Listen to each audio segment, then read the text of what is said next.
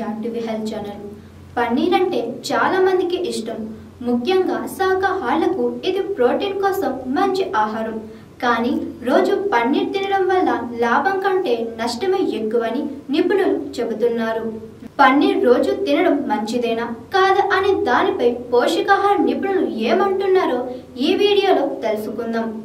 పన్నీర్ పాలతో తయారవుతుంది. చాలా మందికి తెలియనిది ఏంటంటే లాక్టోస్ లేదా కెసిన్ జీర్ణం కావడంలో ఇబ్బంది ఉంటుంది. దీనివల్ల రోజు పన్నీర్ తింటే కడుపుబ్బరం, అజీర్ణం వంటి సమస్యలు వస్తాయి.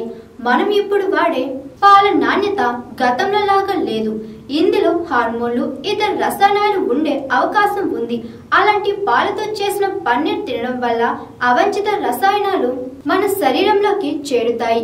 రెస్టారెంట్లో వాడే పన్నీర్ నాణ్యత కూడా అంతగా ఉండదు. పన్నీర్ ఎక్కువగా తీసుకోవడం వల్ల కాలేయం, జీర్ణక్రియపై ఒత్తిడి పెరుగుతుంది. ముఖ్యంగా డయాబెటీస్, కొలెస్ట్రాల్, ఫ్యాటీ లివర్ వంటి సమస్యలు ఉన్నవారికి ఇది మరింత హాని చేస్తుంది. పన్నీర్ను రోజు కాకుండా అప్పుడప్పుడు తినడం మంచిది. అలా తిన్నప్పుడు కూడా పన్నీర్తో పాటు ఎక్కువగా కూరగాయలు చేర్చుకోవాలి. వీలైనంత వరకు ఇంట్లో తక్కువ కొవ్వు ఉన్న పాలతో పన్నీర్ను తయారు చేసుకోవాలి. పన్నీర్ను వేయించడం కాకుండా గ్రిల్ చేయడం, సలాడ్స్ లో కలుపుకోవడం లేదా పచ్చిగా తినడం మంచిది. అన్నిటికంటే ముఖ్యంగా పన్నీర్ మంచిది అయినా మితంగా మాత్రమే తీసుకోవాలి.